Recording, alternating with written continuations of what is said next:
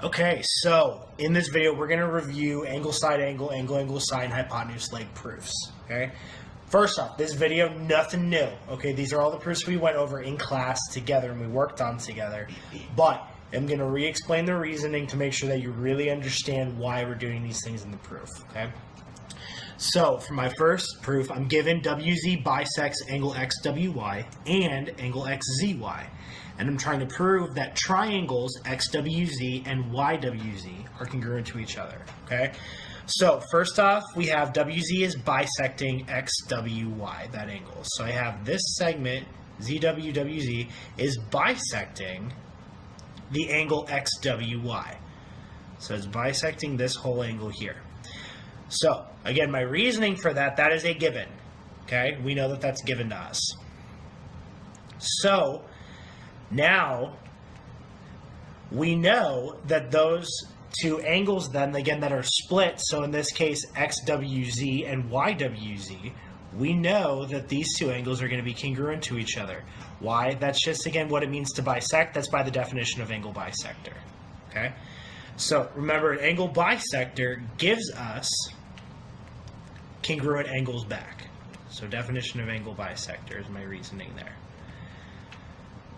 Okay, and then kind of the same thing with the next one. I have WZ, that segment again, is bisecting now this time angle XZY. So I know that angles XZW and YZW, so these two angles here, are also congruent to each other. So again, we're given here, and again, the reasoning that we know we have those congruent angles is because of the definition of an angle bisector.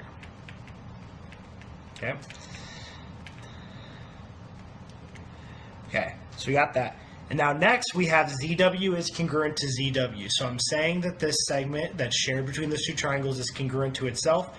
Remember, this is my reflexive property. Whenever something's congruent to itself in a proof, that's with that reflexive property of congruence. Okay.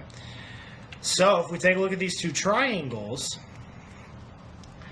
we actually have enough information. So I have two pairs of congruent angles and a pair of congruent sides. That is included between my angles. So this is my angle side angle congruence. And boom, you got the congruent triangles. Okay, next one.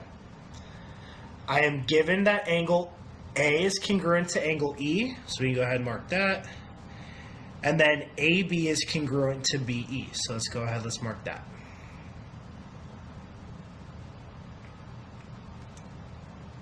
Okay, and again in my proof, those are givens. So now we have the reasoning for the next step is our reflexive property of congruence. So we kind of want to think, what is shared between these two triangles? Well, if we take a look, it's not really a full side. It's more really this angle here, kind of that I'm highlighting or coloring in this red. It's that angle right there. So we kind of, just like with segments, we can say that an angle is congruent to itself. So I would say that angle ABC is congruent to angle EBD. Okay? Switch that back. Angle ABD, or ABC, is congruent with angle EBD. Okay? Again, we're talking about that same exact angle. So, kind of now, if we split up those two triangles, this is what we got. I have this angle marked here, and then this angle down here, and then congruent side. And then, if I draw this one, got this. So I got this angle, I got this angle, I got this side. So if I take a look at those two triangles, that is following, again, my angle side angle. Okay? So those two triangles are congruent by angle side angle, but we're trying to prove that ED is congruent to AC. Well, this is, again, my CPCTC. Okay, I'm matching up the corresponding parts in that congruent statement. And we got that CPCTC. Okay? All right, next one. So I'm given that segments AD and CE are parallel and that AB bisects DC. I'm trying to prove that ABD is congruent to triangle EBC.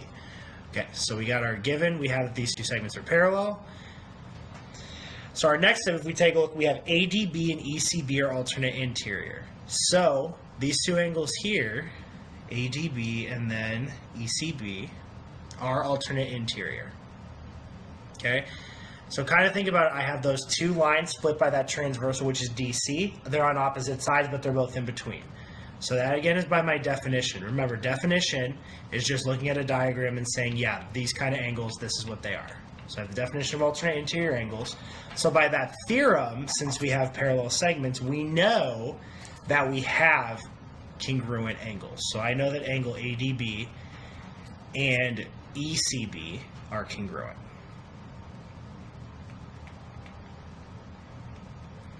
Okay. All right, so the next step I have AB is bisecting DC. That's another given. Okay. So now again, think just kind of definition of segment bisector. Just think kind of like, again, what is happening when we bisect something? We split it in half. So if AB, so think it's kind of like B is in the middle of this segment DC, we know that DB and BC are going to be congruent to each other. Okay, so we got that.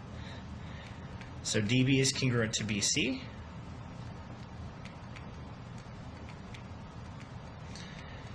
And now we have the definition of vertical angles. So again, the definition is looking and saying this is the type of angles that I have. So we can say that angles ABD and EBC are vertical.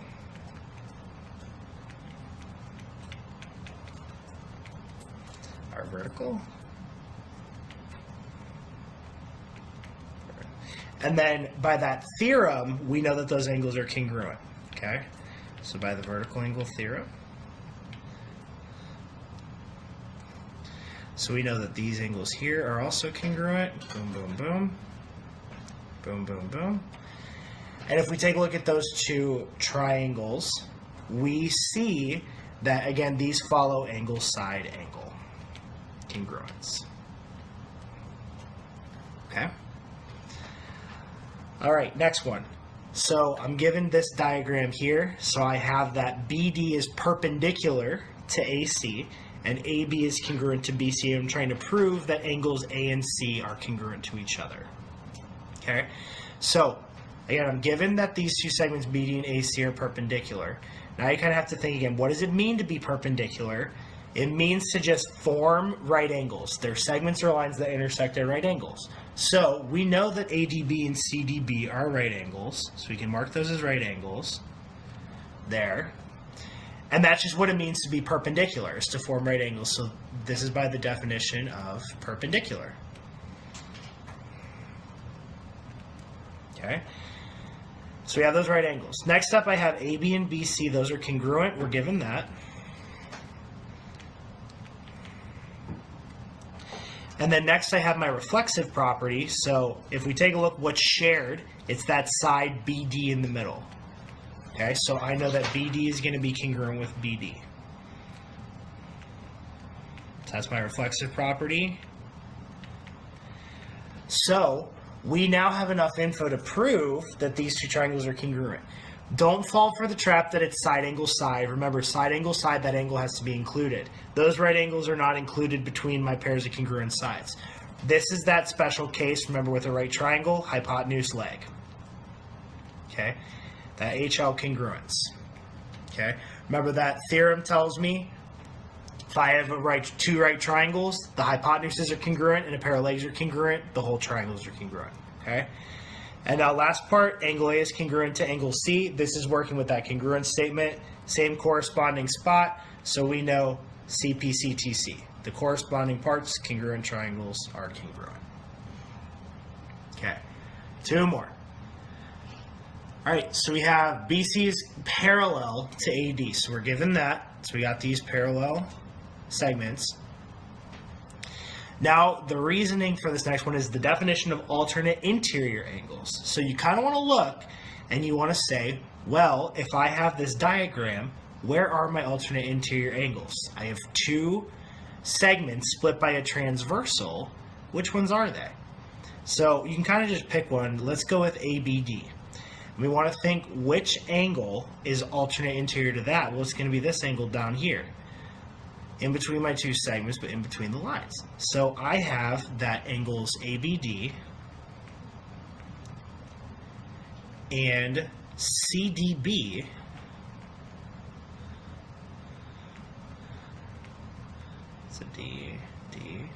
are alternate interior. Okay, and since I have alternate interior angles and parallel segments, we know that those angles are going to be congruent to each other. So I have ABD is congruent with CDB. Okay, so next up, we're given that angles A and C are congruent here, so we can mark those. It's a given. And now again, we want to see what's shared between my two triangles. Well, it's segment BD, so I can mark that as congruent. So BD is congruent to BD, or DB. Again, the ordering doesn't matter.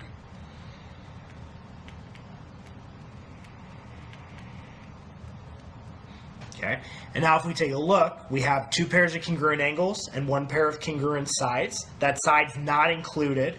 So this follows that angle side congruence. Okay, angle side. And now we're trying to prove that BC is congruent to DA. Again, this is my two corresponding parts. So this is that CPCTC. Okay. All right, last one. Given YRF and YLF, those two angles are congruent, so we can mark those. YRF, Y to R to F, is congruent to YLF. So this angle is going to be congruent to this angle. And I have YFR is congruent to YFL. So I have these two angles are also congruent.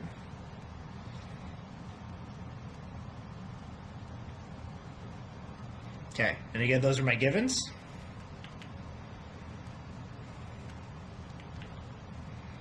And now I have YF is congruent to YF, those segments. So this is a shared side between my two triangles.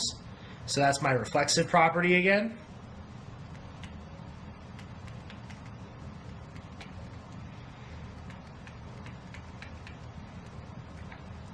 And now if we take a look, we have triangles YFR and YFL. They are congruent because I have two pairs of congruent angles and a pair of congruent sides not included. So that S is not sandwiched in, so it's my angle side congruence theorem.